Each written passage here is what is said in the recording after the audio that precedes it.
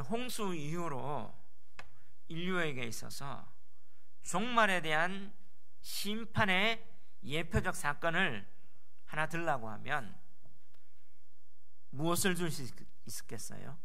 당연히 바벨탑 사건일 거예요. 홍수 심판 이후에 바벨탑 사건은 종말에 대한, 인류에 대한 그 예표적 사건인데, 이 바벨탑 사건은 역사적 사건입니다. 왜냐하면 신할 땅, 그 신할 땅에 니므롯이라는 왕이었죠. 황제였죠. 황제가 그 큰 성을 건설해요. 그 성 이름을 바벨이라고 얘기하는데, 이게 지금 이라크 지역입니다. 그 신할 땅 되면 거기에 지금 고대 토판들이 발굴되어서 이 부분 기록들이 지금 남아있죠. 실제 인물이 니므롯이었고, 또 이게 고대 근동의 신화와 바벨론의 그 신화 가운데도 이렇게 나와 있습니다. 이 바벨탑이 흔적이 지구라트라고, 그 위에 신전이 있어요. 이렇게 세워졌는데, 그 마르둑 신전에서 제사 드리는 그런 신전, 그런 어떤 건축물로 이렇게 보여지는데요, 이런 것보다 이 바벨탑 사건이 주는 그 의미가 뭐예요? 언어가 혼잡해졌다는 거. 바로 그 전에 인류는 하나의 언어를 통해서 소통이 됐는데, 바벨탑 사건 이후로 언어가 혼잡해지고 소통이 불통으로, 또 그러면서 소통하는 것이 어려움을 겪게 된 게 인류의 현 어려움 가운데 직면한 이유라는 겁니다. 지난 주일날 청년 양육반 훈련을 하는 가운데 우리 교회 청년 한 친구가 이런 말을 해요. 그 친구는 한국 외대를 다니는 친구인데요, 자신이 학교 가보면 정말 다양하고 많은 언어가 있다는 것을 그냥 몸으로 느껴진대요. 근데 이 몸으로 느껴지는데 이 언어 배우는 게 얼마나 힘든지 그냥 학교 가보면 느껴진대요. 이 언어 배우는 게 너무 힘들대요. 근데 그 친구는요, 우리 하나님교회 1호, 2호 등록 교인이었고 중학교 때부터 나와서 언어적인 어떤 감각이 타고났어요. 중국어는 네이티브 정도 실력이 되죠. 그 중에 뭐 이런 각종 대회 나가면서 다 상을 받았고, 한국 외대 중국어 그 경시대에서 1등 하고, 그 한국 외대 중국어과에서는 그렇게 특별 전형으로 온 친구는 부모가 중국 사람이거나 아니면 부모하고 중국에 살았거나 그런 사람, 그런 걸 사람들 다 제치고 1등을 했어요. 유사이래로. 그냥 한국에 있는 토박이, 관계가 없는 친구. 그 정도로 언어 감각이 탁월하고, 또 뭐 아시아나항공에서 또 코이카에서 뭐 이런 대회에서 각종 입상을 해서 중국에 나가고 전 세계 사람들하고 이렇게 만나게 될 때 영어도 잘해요. 영어도 해외여행 가면서 그냥 아주 불편 없이 소통할 수 있는. 그러면 요즘 또 인도네시아어도 공부하고 있대요. 그리고 또 히브리어 공부한다고. 뭐 외대는 우리 한국에서 히브리어를 배울 수 있는, 어쩌면 지금은 유일한 것이죠. 그 전에 건국대 히브리어과가 있었는데 그게 폐쇄되면서 외대 히브리어과를 통해서 또 히브리어를 배우는, 이 언어적 감각이 탁월한 친구가 뜬금없이 목사님, 또 우리 다른 청년들도 있었는데 언어 하는 게 왜 이리 힘든지, 이거는 학교에 가보면 이거 뼈저리게 느껴요. 공부하는 게 좀 힘든가 봐요. 근데 이거는 우리가 살아가면서 느끼죠. 우리 대한민국 엄마들 강남에 보면, 또 요즘 아이들 보면 영어 유치원부터 시작해가지고요, 영어에 대한 사교육비 얼마나 많이 됩니까? 언어 배운다고 힘들죠. 무역하기 위해서, 취업하기 위해서. 근데 결국에는 지금 언어의 다양성 때문에 소통이 어렵다는 거예요. 이거는 인류에 대한 저주입니다. 이 소통이 어렵기 때문에 언어뿐만 아니라 여러 가지로 불통의 상황, 그리고 하나님과의 소통도 단절되는 것을 보여주는 거예요. 자, 이런 맥락 속에 우리는 이제 계시록의 대접재앙을 보는데, 세 번째, 그 대접재앙의 마지막 재앙, 7번째, 그 재앙이 뭐예요? 바벨론이 무너지는 거예요. 바벨론의 무너짐을 오늘 묘사하고, 이 마지막 재앙 바벨론의 무너짐이 오늘 16장부터 시작되면서 17장, 18장에는 더 구체적으로 그 원인이 뭔지, 그 정체가 뭔지 아주 깊게 보여줍니다. 어쩌면 이 재앙의 핵심인 바벨론이 무너지는 것, 이것을 보여줘요. 그러면 이 바벨론이 무너진다. 이 바벨론은 바로 그때 바벨탑의 그 고대 바벨론, 그리고 이 고대 바벨론을 이은 신바벨론, 느부갓네살의 바벨론이죠. 지금 이라크 지역입니다. 옛날 걸프전이 일어났을 때 로켓포가 이렇게 나갈 때 어떻게 해요? 인류의 고대 문명이 무너진다, 이런 말들이 있어요. 바로 그게 느부갓네살이 지배했던 그 바벨론, 지구라트가 있던 그 바벨론, 고대 바벨론을 계승한 신바벨론이었어요. 또 이 바벨론의 의미가 이제는 뭐예요? 다른 의미로 지금 로마를 바벨론의 어떤 표상으로 삼고 있었고, 좀 왜 이 바벨론이 무너지는 걸 얘기하고, 이 바벨론이 무너진다는 그 의미가 오늘 이 재앙의 막바지에 무엇을 말해주고 있습니까? 자, 이런 맥락 속에 오늘 본문이 주고자 하는 메시지가 무엇일까요? 두 가지인데요. 첫 번째, 바로 온 세상에 대한 하나님의 심판은 하나님을 대적하는 세력의 대명사인 바벨론의 무너짐으로 종결됨을 보여주는 거예요. 한번 따라합시다. 온 세상에 대한 하나님의 심판은 하나님을 대적하는 세력의 대명사인 바벨론의 무너짐으로 종결됨을 보여줍니다. 아멘. 자, 이제 하나님의 종말의 심판, 그 가운데 인재앙, 나팔재앙, 대접재앙, 그 7가지 재앙 중에 이 막바지에 왔어요. 마지막에 이제 7 대접재앙을 이제 쏟으니까 바벨론이 무너져요. 바벨론이 무너져요. 자, 그 의미가 뭔지 오늘 본문 19절 한번, 20절 한번 읽어봅시다. 시작. 큰 성이 세 갈래로 갈라지고 만국의 성들도 무너지니 큰 성 바벨론이 하나님 앞에 기어가신 바 되어 그의 맹렬한 진노의 포도주잔을 받음에 각 섬도 없어지고 산악도 간데 없더라. 자, 이 큰 성 바벨론이 무너지는데 마지막 7째 대양, 그 대접을 어디에 썼습니까? 17절에 한번 읽어볼까요? 시작. 7째 천사가 그 대접을 공중에 쏟음에 큰 음성이 성전에서 보좌로부터 나서 이르되 되었다 하시니. 자, 어디에 쏟았어요? 공중에 쏟았어요. 자, 이 공중이 어디입니까? 이 공중을 알기 위해서는요, 자, 우리가 재앙의 구조 가운데 4+3이라는 걸 우리는 들었죠. 이 4는요 자연계에서 또 연결된 것들을 보여주는 재앙들이었어요. 근데 그 나머지 3은 어떻게 해요? 각자 독특한 자연계가 아닌 넘어서는 어떤 의미가 있다는 걸 봐요. 자, 대접도 첫 번째, 두 번째, 세 번째, 네 번째 대접은 어디다 쏘았어요? 첫 번째는 땅에 쏘고 바다에 쏘고 강과 물의 근원 해, 자연계에 쏟았어요. 근데 5번째 대접은 어디에 쏟았어요? 짐승의 왕자, 그 보좌에 쏟았죠. 의미가 달라요. 자연계를 넘어서서 그 짐승. 그 다음에 6번째는 뭐예요? 큰 강 유브라데에 쏟았어요.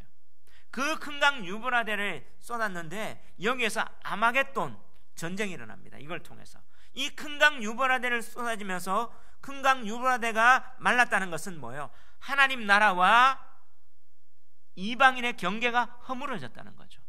그래서 어떻게 해요? 이방의 그런 세속적인 문화, 이방의 세력들이 하나님 나라를 침공해 들어오는 이 전쟁이 아마겟돈 전쟁이었어요. 지난주에 이 아마겟돈 전쟁이 어떤 의미였습니까? 그 무기또라는 하르 무게이도 했는데, 그 무기또의 산이라는데, 무기또에 가면 실제 무기또는 산이 없죠. 그래서 그 무기또는 뭐예요? 전쟁의 대명사였습니다. 이스라엘 역사에 200번 이상 전쟁이 일어났던 곳이 무기또예요. 교통의 요충지고 지정학적 요충지예요. 그러면 이 아마겟돈 무기또는, 이 아마겟돈 전쟁은 무엇을 얘기해요? 귀신들의 영이다. 바로 이 영적 전쟁을 보여주는 거예요. 세상이 교회를 공격하고 핍박하고, 그전께는 어떻게 해요? 핍박으로 공격했어요. 이제는 뭐예요? 사상적으로 미혹해 나가는 이 영적 전쟁의 드세짐을 보여주고, 이 마지막 때는 교회와 세상과 영적 전쟁 가운데 치열하게 있다는 사실을 보여주죠. 그런 가운데 이제 그 대접을 어디에 쏟았어요? 7번째, 공중에 쏟아졌어요. 그럼 이 공중이 어디입니까? 이 공중이 자연계가 아니란 말이에요. 그죠? 땅, 바다, 강, 물, 해, 자연계가 아니에요. 이 공중은 뭐냐? 어떤 의미가 있냐면, 이 공중이라는 말은요, 아에르라는 원어인데요, 신약적 배경을 가지고 있는 그 당시에 교회에 소속된 사람들은 이 공중의 의미를 알고 있었어요. 사도 바울도 이 공중에 대한, 아에르에 대해서 이렇게 기록하고 있어요. 에베소 지역이 바로 이 어떻게 해요? 지금 에베소서를 쓰시면서 바울 사도가 에베소에 편지를 했죠. 이 에베소를 바울 사도가 개척한 이 에베소 교회 담임 목사가 누구였습니까? 그 다음 사도 요한이에요. 사도 요한이 이제 이 환상을 보고 에베소 교회 7교회에 편지를 씁니다. 그러면 에베소 교회 바울 사도를 통해서 복음을 들었고, 또 에베소서 바울 서신을 통해서 그 편지를 받았고, 그러면 이 공중의 의미가 뭔지 에베소서에 나와 있어요. 그들은 잘 알고 있었어요. 에베소서 2장 2절에 그 공중의 의미를 어떻게 말하고 있는지 한번 읽어봅시다. 시작. 그때에 너희는 그 가운데서 행하여 이 세상 풍조를 따르고 공중의 권세 잡은 자를 따랐으니 곧 지금 불순종의 아들들 가운데 역사하는 영이라. 자, 에베소는 아데미 여신이 있는, 유방이 21개가 있고, 그리고 그런 어떤 해안 도시였죠. 그곳은 풍요를, 그리고 1세기에 보면 클레오파트라하고 아우구스투스하고 어떻게 해요? 연애를 했던 그 도시가 에베소예요. 만나서 거기는 어떻게 로마의 문화, 헬라의 문화, 세상의 문화가 가득 차 있어요. 그곳에 전도하면서 이렇게 얘기해요. 너희는 그 가운데 그 가운데 행하는 이 세상의 풍조, 이 세상의 풍조가 뭐예요? 공중의 권세 잡은 자를 따랐다는 말이에요. 이게 뭐예요? 지금 불순종의 아들들 가운데 역사하는 영, 사탄의 영, 사탄의 세력에 잡혀있는 그 세상, 이 세상을 공중권세 잡은 자라고 해요. 사탄이, 하나님께서 저 하늘에서 쫓겨나서, 우리가 12장부터 용, 예뱀이 땅에 쫓겨나서 이곳에 하나님이 주신 이 세상 가운데 그들은 뭐예요? 영적으로 이 세상 풍조를 만들고, 영적으로 어떻게 해요? 하나님을 대적하는 세력을 만드는 이런 어떤 사조, 문화, 그 모든 것들을 뭐예요? 이 세상이라고 얘기합니다. 여러분, 문화라는 말이 영어로 컬처죠. 그죠? 라틴어는 쿨투라예요. 여러분, 문화가 뭡니까? 우리가 얘기하는 음악하고 미술하고 여러 가지 어떤 인간들이 삶 속에 행해지는 다양한 표출되는 형태를 문화라고 얘기해요. 그런데 언어는 그 본질적 의미를 담고 있어요. 컬처, 쿨투라, 이거는 합성어입니다. 컬트와 어미. 컬트가 뭐예요? 제의라는 의미가 있죠. 제사, 사교라는 의미도 있고요. 문화는요, 종교에서 나왔어요. 그들의 어떤 제의적 표현, 제사적 표현, 그런 어떤 영적인 어떤 부분을 반영하는 게 문화입니다. 오늘 이 세상의 문화들요, 다 종교적인 의미, 영적인 의미, 불순종의 아들, 공중권세 잡은 자들의 그 담겨있는 사상과 그 모든 것들이 반영된 게 문화라는 사실을 여러분 아셔야 돼요. 그게 음악으로 표현되고요, 퍼포먼스, 어떤 무용으로 표현되고요, 또 그리고 어떻게 여러 가지 미술이나 이런, 그리고 여러 가지 모습으로 표현되는데 다 영적 의미가 있어요. 근데 공중에 권세를 잡은 자, 바로 이 공중은요, 이 세상을 얘기합니다. 자, 여기에 이 세상에 어떻게 해요? 사탄이 지배하는 이 세상에 이제 7째 대접이 쏟아졌어요. 자, 그 대접이 쏟아졌는데 뭐가 무너져요? 큰 성 바벨론이 무너졌어요. 왜 큰 성 바벨론입니까? 세상의 문화를 상징하는 대명사, 대표가 바벨론이거든요.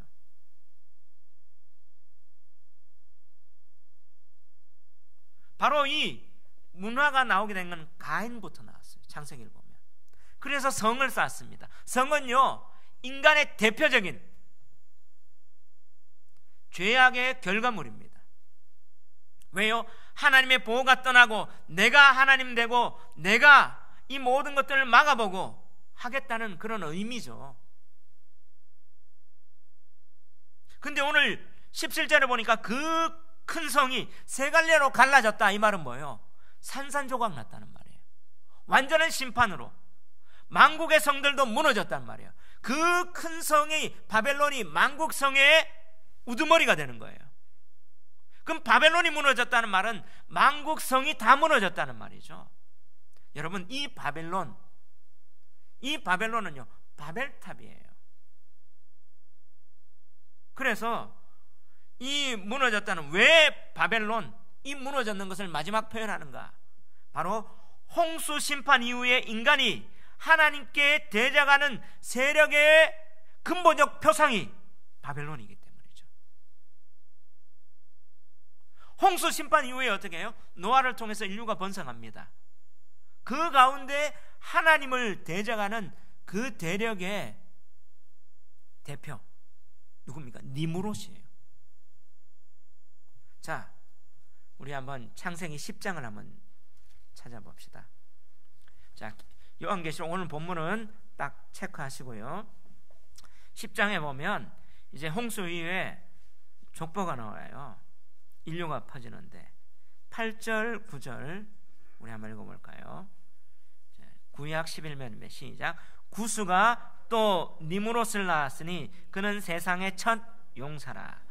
그가 여호와 앞에서 용감한 사냥꾼이 되었으므로 속담에 이르기를 아문은 여호와 앞에 니무롯같이 용감한 사냥꾼이로다 하더라. 자, 여기에서 니무롯이 나오죠. 니무롯은요, 황제였습니다. 그 당시에 왕국의 왕이었어요. 이건 지금 고고학 발견문 토판에 다 기록이 되어 있는 사항이죠. 니무롯, 그는 세상에 뭐라고요? 첫 용사라고요. 이 용사란 말이 어디 나옵니까? 홍수 심판 전의 상황에 용사. 바로 아주 용감한, 그러면서 어떻게 해요? 네피림의 후손, 자이언트 거대했습니다. 이들은 어떻게 해요? 힘이 셌고 권력이 있었고 왕권을 가지고 기술 문명이 발달된 최첨단, 그 당시에 인간적으로 볼 때는 어떻게 해요? 최고의 능력자예요. 자, 최고의 능력자, 힘이 있고 기술 문명이 발달하고 권력을 가진 이 자가 9절에 어떻게 표현합니까? 그가 여호와 앞에서 용감한 사냥꾼이 되었다. 여호와 앞에서란 말은 against, 영어로는 하나님을 대적하는 용감한 사냥꾼, 하나님 잡겠다 하면서 인간이요 하나님을 대적하고 하나님하고 싸워보겠다는 사냥꾼이 뭐요? 니무롯입니다. 다시 말하면 하나님하고 맞서서 싸우는 그 대적의 표상이 니무롯이에요. 그래서 어떻게 해요? 하나님 대적하는 사람 보면 속담에 아므론 여호와 앞에서 하나님 대적하는 니무롯 같이 용감한 사냥꾼이다. 하나님 대적하는 사람 하면 다 니무롯 얘기해요. 니 하나님 대적하네, 그건 니무롯 같네, 이 말이죠. 그가 뭘 해요? 10절에 다 같이 한번 읽어봅시다. 시작. 그의 나라는 시날 땅의 바벨과 에렉과 아깝과 갈레에서 시작되었어요. 그의 나라 시날 땅이에요. 시날 땅. 그곳에서 바벨탑을 쌓은 그 시날 땅입니다. 그러면 12절 쭉 이어지다가 및 니느웨와 갈라 사이에 레센을 건설하였으니 이는 뭐라? 큰 성읍이라. 자, 니무롯이 뭘 쌓아요? 성을 쌓았어요. 자기의 힘과 권력과 기술로, 문화력으로 뭘 쌓아요? 성을 쌓는. 그러면서 어떻게? 나는 하나님 앞에 대적할 힘이 있고 능력이 있어. 그러면서 어떻게 해요? 날 섬겨라. 이 바벨, 신할 땅에 쌓았던 바벨의 이야기가, 바벨탑의 이야기가 클로즈업 돼서 11장에 나와요. 11장에 1절에 보면 온 땅의 언어가 하나요 말이 하나였더라. 이에 그들이 동방으로 옮겨을 하다가 신할 평지를 만나 거기 거류하며 3절 4절 우리 한번 읽어봅시다. 시작. 서로 말하되 자 벽돌을 만들어 견고히 굽자 하고 이에 벽돌로 돌을 대신하며 역청으로 진흙을 대신하고 또 말하되 자 성읍과 탑을 건설하여 그 탑 꼭대기를 하늘에 닿게 하여 우리 이름을 내고 온 지면에 흩어짐을 면하자 하였더니. 자, 바벨탑을 건설한 목적이 뭐예요? 4절에 나와 있죠.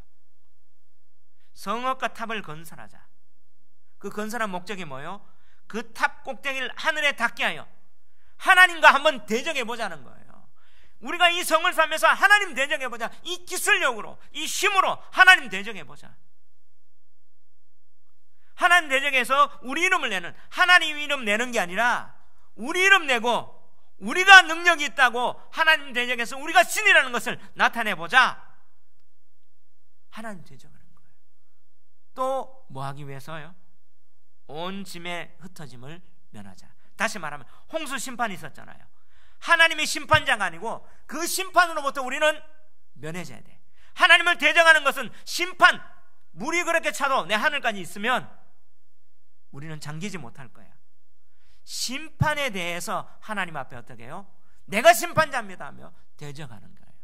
결국엔 바벨탑은요 죄의 근원이죠. 하나님 대적하고 하나님의 심판을 부정하고, 그러기 위해서 어떻게 합니까? 성을 어떻게 쌓아요? 벽돌을 만들어 견고히 굽자. 이에 벽돌로 뭘 대신했어요? 돌을 대신하고, 역청으로 뭘 대신해서요? 진흙을 대신하고. 여기에 중요한 포인트는 대신하고 대신하며. 자, 돌은요 천연입니다. 하나님이 주신데, 벽돌은 뭐예요? 인공적인 거예요. 진흙은요 천연입니다. 역청은 다시 한번 아스팔트유 같은 건데요, 인공적인. 다시 말하면 인간의 어떤 기술과 인간의 능력을 넣어서 어떻게 해요? 인위적인 걸로 하나님을 대신하고 하나님을 대적하는 인간의 어떤 힘, 능력을 상징하는 게 바벨탑입니다. 이걸 통해서 하나님 못하도록 언어를 혼잡했죠. 그래서 바벨이라 하는데 히브리어의 바벨은요 혼잡 이런 말인데요, 바빌로니아어로 이 바벨은요 밥일루, 바로 신들의 문이에요. 신의 문. 결국에 뭐예요? 내가 하나님 앞에 들어가는 문이다, 관문이다, 바벨, 이런 뜻이에요. 다시 말하면 하나님 대적하는 게 바로 홍수 이후에 최초의 하나님에 대한 반역이 바벨이에요. 그러니까 바벨이 무너졌다는 말은 근원적으로 하나님에 대한 세력을 무너뜨리는 겁니다. 아멘. 이게 이 바벨을 그대로 계승한 게 뭐예요? 신바벨론이죠. 바벨로니아. 뭐 우리 노래하는 뭐 리버사도 바벨론 하는 이 노래하는 그 바벨론에 대한 찬가가 느부갓네살이 했던 그 바벨론. 자, 다니엘 3장에 보면 신할 평지에 뭘 쌓아요? 느부갓네살이 신상을 쌓아요. 거대한 그 신상을 그 당시에 최고의 기술력이었어요. 여러분, 바벨론 그 당시에 보면 이 도시의 규모와 이게 지상 최대였어요. 어마어마했어요. 도시에 정비된 그 모습이나 기술이나 문화나 그 모든 것들을 보면 찬란함 그 자체였습니다. 군사력뿐만 아니라. 세계 7대 불가사의가 뭐예요? 바로 그 바벨론의 공중정원이에요. 그 사막에 어떻게 아름답고 화려한 도시 정원을, 또 그리고 어떻게 겨울에도 할 수 있을 겨울 궁전을 이렇게 지었나.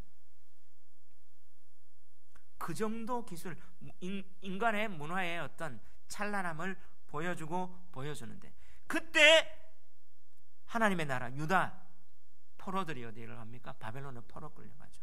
그들이 바벨론을 포로 갔을 때 누가 갑니까? 귀족들입니다. 왕족들. 당대 최고의 엘리트잖아요, 유다에서는. 그리고 기술자들이 갔어요.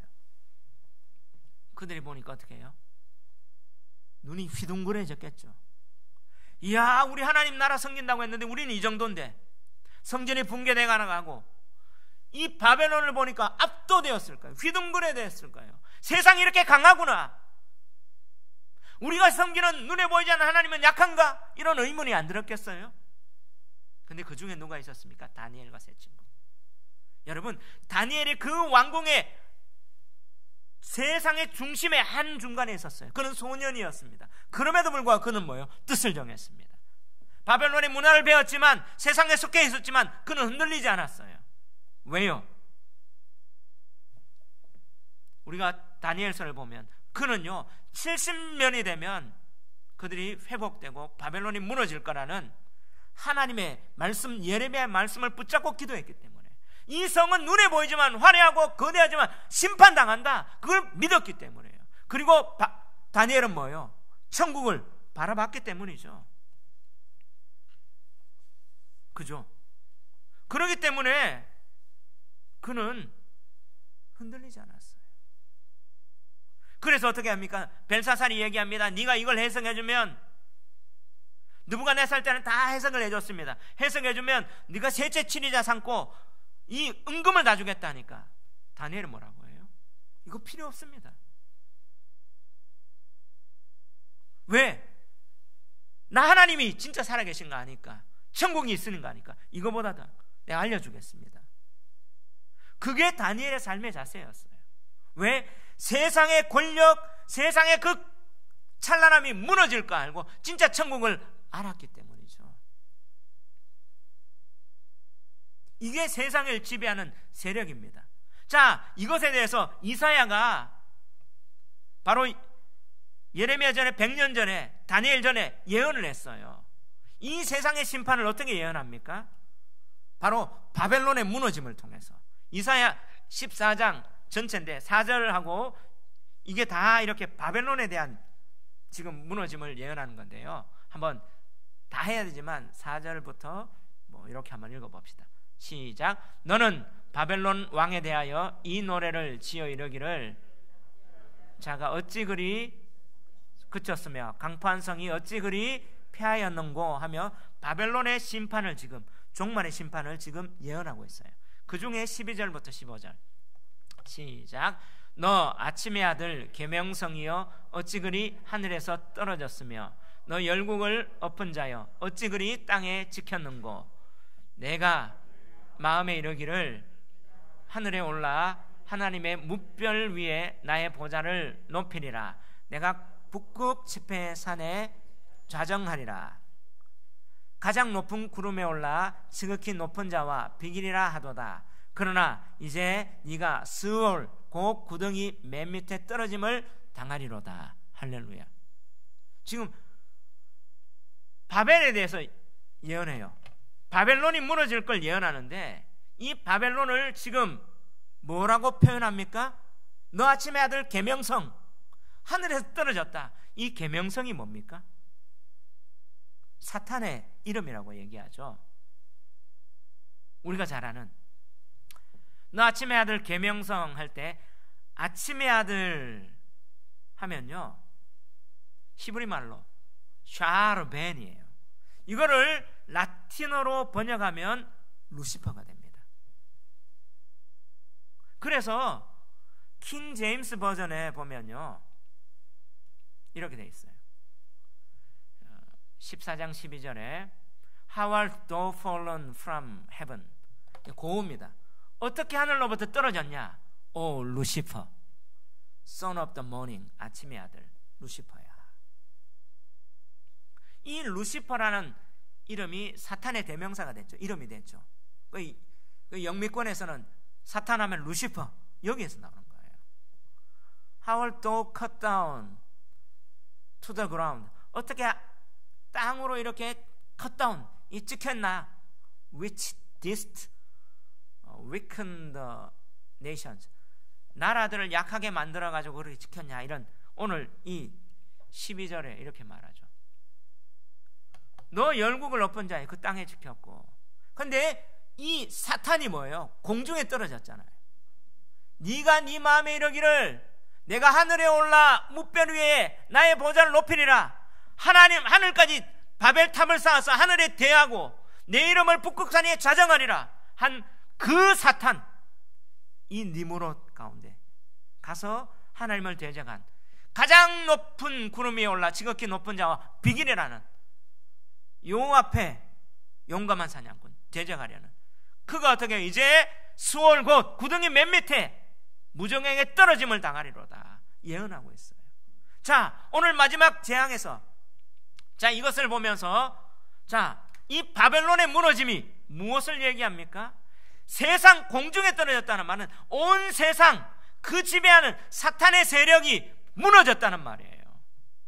그 문화, 그 어떤 사상을 지배하고 있고 이 세계를 움직여 가려는 거대한 세력이 만국을 잇는 그 우두머리가 하나님이 이 우두머리에 대한 심판을 행했다는 사실을 믿으시기 바랍니다. 자, 오늘 이 요한계시록의 환상을 본 사도 요한 1세기 사람들은 어떤 느낌이었을까요? 바로 다니엘서를 그들은 알았습니다. 다니엘과 같은 심정 아니었을까요? 그들은 진짜 천국을 봤다. 그리고 이 무너질 예언을 보니까 어떻게 해요? 이 세상에 그 바벨론을 계승한 바벨론의 표상을 다시 한번 나타낸 로마, 그도 무너질 거야. 하나님의 심판할 거야. 내가 이 세상에 속해 있지만 흔들리지 않을 거. 하나님의 심판하시는 그런 어떤 확신이 들지 않았을까요? 그래서 다니엘처럼 그렇게 살지 않았을까요? 이 계시록을 읽었을 때 여러분 진짜 오늘 이 시대에 어떻게 살까? 저는 다니엘의 답이라고 봅니다. 지난주에 우리들 잘 아는 그 유상옥 선교사님하고 식사할 기회가 있었어요. 제 아내하고 같이. 그분이 우리 교회를 진짜 많이 도와요. 저하고 그분하고 아는 거 보면 희한해. 하나님 아니면 설명이 안 되는, 뭐 인맥이 1도 안 연결 안 돼 있고 아무것도 안 되는 가운데 진짜 놀랍게 연결됐는데 그분이 우리 교회 예배 드리면서 마음이 감동돼서 우리 교회 신경 쓰면서 계속 도와주고 있습니다. 그런데 저도 계속 의문이 들었어요. 이분이 왜 이럴까? 이렇게 교회에서 없는데 당신이 어떤 이익이 있을까? 왜냐하면 자 보십시오. 사람이 관계하고 어떤 일을 하는데 자기한테 이해관계가 없고 득이 없으면 사람이 관계를 잘 안 합니다. 그죠? 뭔가 있기 때문에 하는 거 아니겠어요? 이런 제가 지극히 평범한 인간적인 생각이 있었죠. 왜 이럴까? 궁금했죠? 정말 이분은요 과할 정도로 그렇게 헌신하고 도와주고 저한테 아무것도 받을 게 없어요. 제가 뭐 드리려고 해도 드릴 게 없어요. 사실 과분해서. 왜 그럴까 이런 의문이 있었는데 식사하는 가운데 이런 얘기예요. 어떤 목사님이 만났는데 그분은 좀 우리 총회 쪽으로 좀 많이, 우리 합동 측에 좀 큰 목사님 만났는데 막 자랑을 하더래요. 내 자식들 과외를 안 보내고 뭐 어떻게 하고 뭐 얘기를 하는데 그 목사님이 이런 말을 했대요. 목사님, 제가 강남에 살 때 제 딸아이 과외 7개 보냈는데 진짜 성령님 통해서 예수님 만나고 나서 성령 체험하고 나서 과외 다 끊어버렸습니다. 과외 안 보내게 되던데요. 세상의 소망이 끊어지게 되던데요. 그래 얘기하는 거예요. 자, 이분이 대사 부인이에요. 대사. 우리 대한민국의 어떤 공직자들 가운데 뭐 상위 클래스잖아요. 외교관으로 들어가서 대사까지 올라가서 주 독일 대사, 주 캐나다 대사, 대사까지 했던, 저는 영사까지는 인터넷에서 봤는데 대사까지 된 줄 몰랐어요. 자, 어쩌면 올라갈 만큼 다 권력도 맛봤던 분이에요. 그러면 그분이 대사관 부인으로 이제 캐나다 몬트리올에 있을 때 반기문 총장님하고 유엔 사무총장 할 때 만났던 얘기를 하더라고요.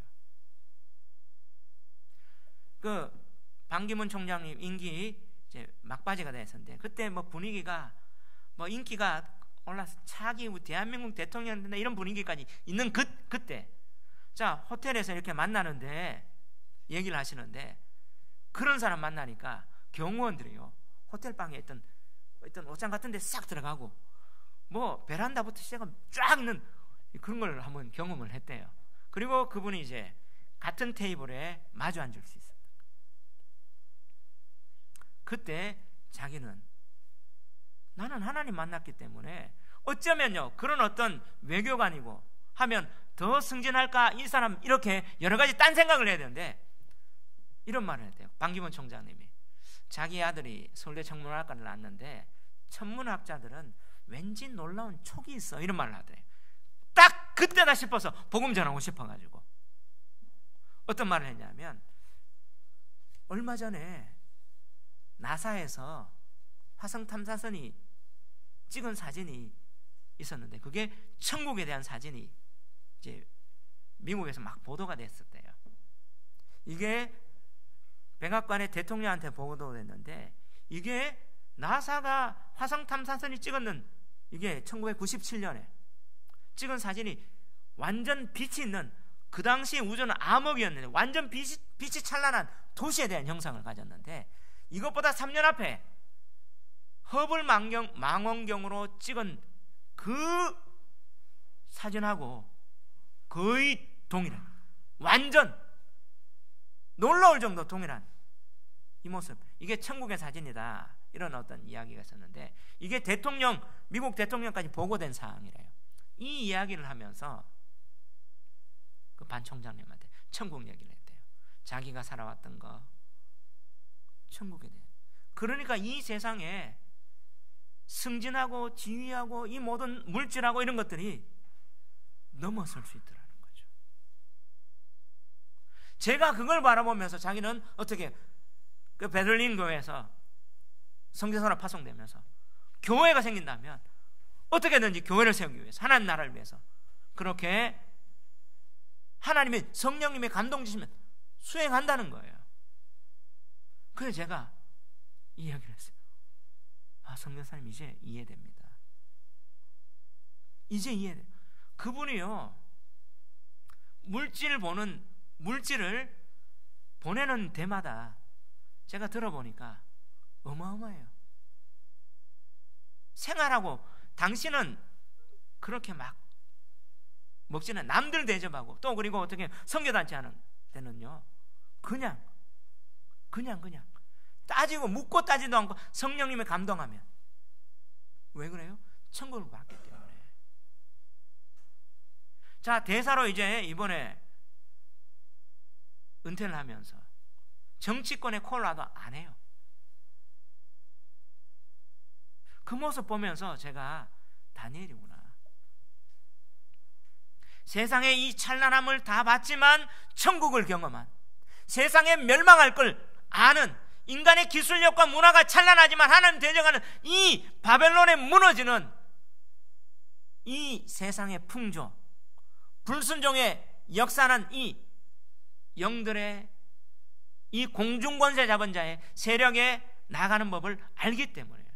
결국엔 우리는 어떻게 살아야 됩니까? 다니엘처럼 말씀을 알며 깨어 분별하고 살아가야 되는 거예요.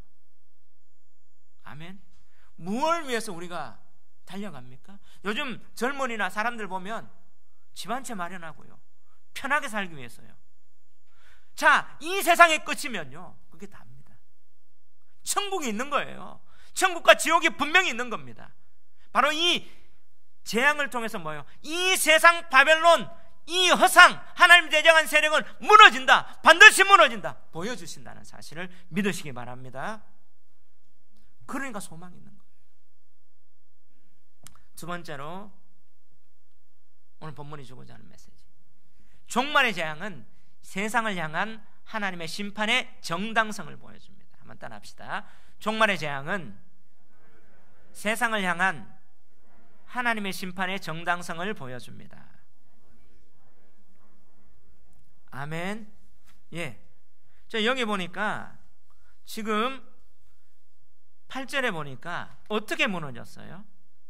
번개와 음성들과 우레소리가 있고 또 큰 지진이 있어. 얼마나 큰지 사람이 땅에 있어 온 이래로 이같이 큰 지진이 없었더라. 자, 번개, 음성, 우레소리, 지진은요, 하나님의 임재와 심판의 구약에 대한 메타포입니다. 구약의 선지자들이 하나님의 심판하는 걸 다 이렇게 얘기를 했어요. 다시 말하면 그런 어떤 하나님의 세상에 대한 심판이 이렇게 임해진다, 확실하게 있죠. 각 섬도 없어지고 산악도 간데 없다는 말은 불변할 것 같은, 없어지지 않을 것도 다 이렇게 하나님 심판해 준다는 사실입니다.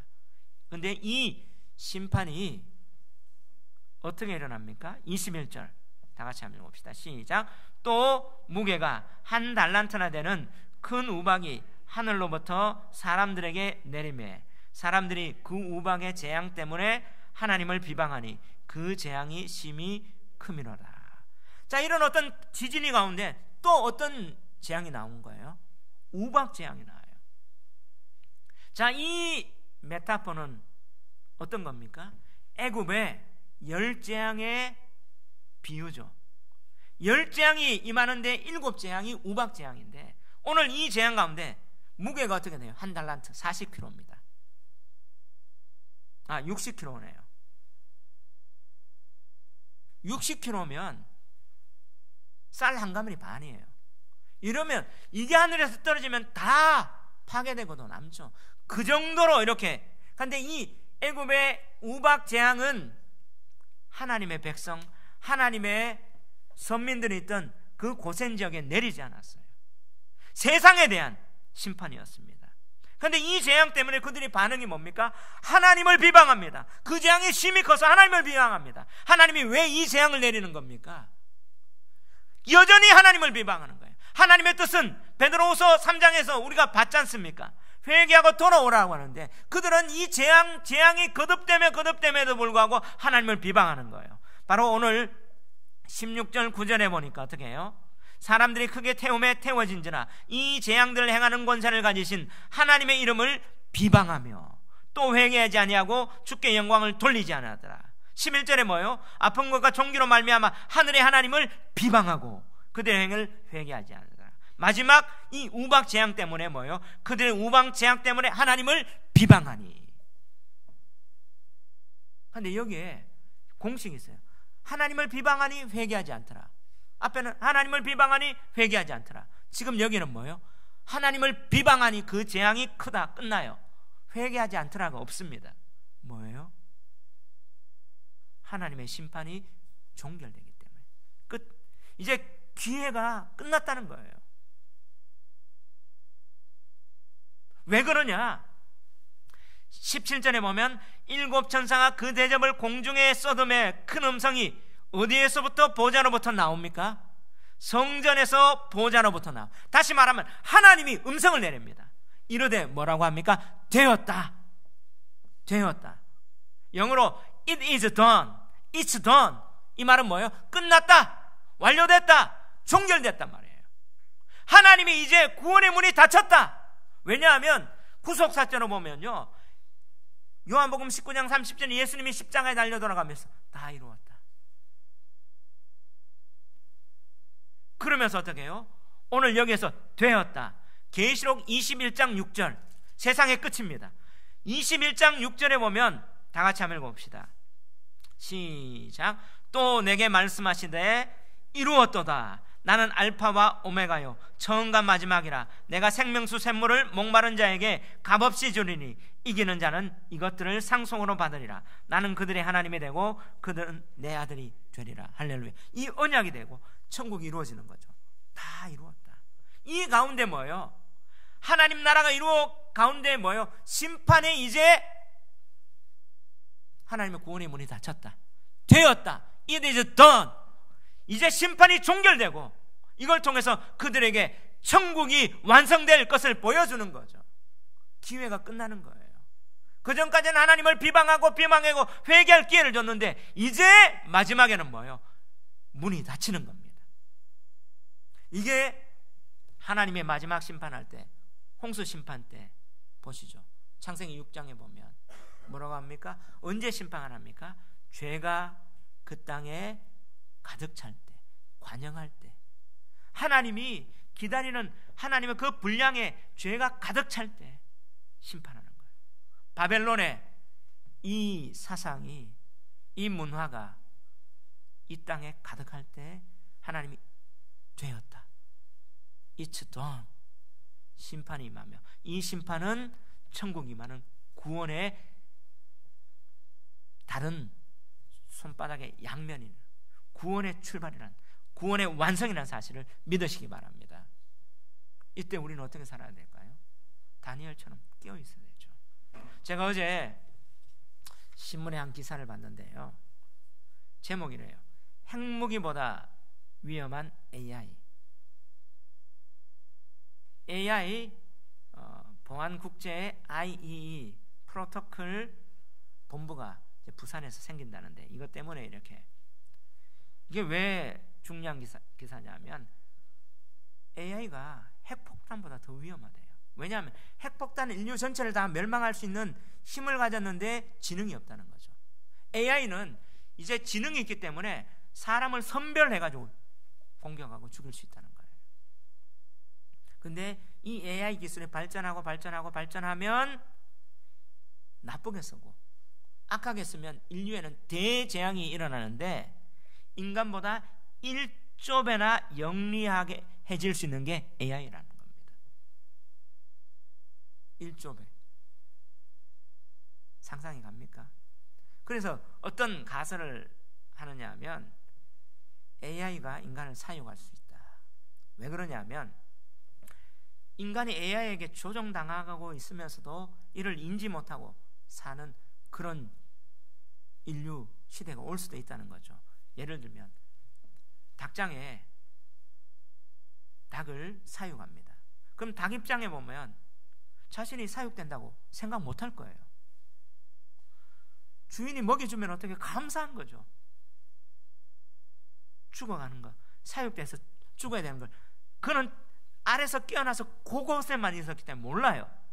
마찬가지로 AI가 우리를 지배하고 통제하고 해도 사람들이 그걸 인식하지 못하면 사육되는 닭처럼 인간이 그렇게 되는 불행한 시대가 온다는 거예요. 자, 이 기사를 보면서 이런 가능성이 있다는 가설을 얘기하는데, 저는 이때 세대주의자 같으면 뭐예요? AI가 오니 종말이 오는데 두려움을 줄 것 같아요. 이때 성경을 바로 믿는 신앙인은 다니엘처럼, 그는 바벨론의 학문을 다 배웠습니다. 그런데 하나님 말씀에 깨어 있었고 이 세상은 망합니다. 기도하면서 어떻게 해요? 하루 3번 기도했던 것처럼 천국을 바라보며 그렇게 살아가야 되지 않습니까? 아멘. 예, 지금 그래요. 제가 유성교 사님 보면서 유튜브가 막 할 때 어떻게 해요? 다른 문화가 온다는데 유튜브 그런 어떤 다른 안 좋은 문화 가운데서도 뭐예요? 또 설교나 좋은 강의가 남아지고 찬양이 남아지는, 하나님은 우리에게 깨어서 이 가운데 하나님 나라를 보존하고 천국을 바라보고 이 영적 전쟁 가운데 싸울 수 있는 힘을 주셨어요. 그러기 위해서 두려워 떠는 게 아니라 다니엘처럼 깨어서 분별하며 이 세상의 마지막이 어떻게 될지 바라보면서 그렇게 소망 가운데 오히려 왕이여 셋째 치리랴와 모든 북이 그런 보물들은 다른 사람한테 주십시오. 그럴지라도 나는 하나님의 말씀을 전하겠습니다. 나는 이런 당당함이 있는 저와 여러분 되시기를 주의 이름으로 축원합니다.